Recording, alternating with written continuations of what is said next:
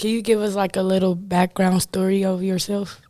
Okay, so I am originally from St. Paul. I grew up in the Frogtown neighborhood. We had a house on Sherburne and Chatsworth. I used to go to West Mini all the time and watch the football games and look at the boys. And my grandma lived on Oxford and Dayton. So then I'd get on my bike and go across the bridge, go across 94, and go hang out at my grandma's house with all my friends over there.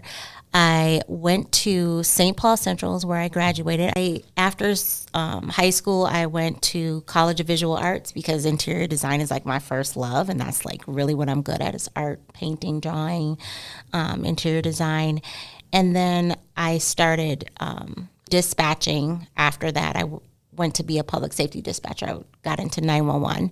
I did that for 6 years. And then after that, I worked the night shift, and I was just like, God, if you please give me just a regular day shift job from 9 to 5, I will start going back to church. Because I couldn't spend 911 is 24 hours, you guys. So, like, you don't get holidays with your family because if your shift says you have to be at work, it just is. And I worked 7 at night to 7 in the morning, and I was missing holidays with my kids, and it was horrible. I mean, like the job was good and they paid really good, but the sacrifices that you make, not being able to like sleep like a normal person and be with your family is horrific. So I actually I quit that job and I ended up working at Metro Transit Police Department, and I did that for 10 years.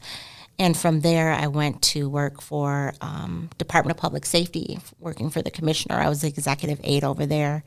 And that's what I've been doing. And so it's like when this job came up and I got a chance to work with like community and still do public safety, I was really excited because one of the things that I noticed throughout my career, I guess I should say, community has a different outlook on things. And when you work in the facility, when you work in public safety, there are things that you see and things that you know that are different from the community perspective.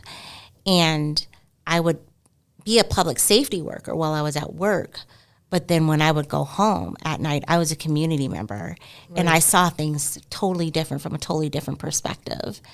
And I was like, I wish that there was some way that I could be myself, take my at-home self and be that person at work.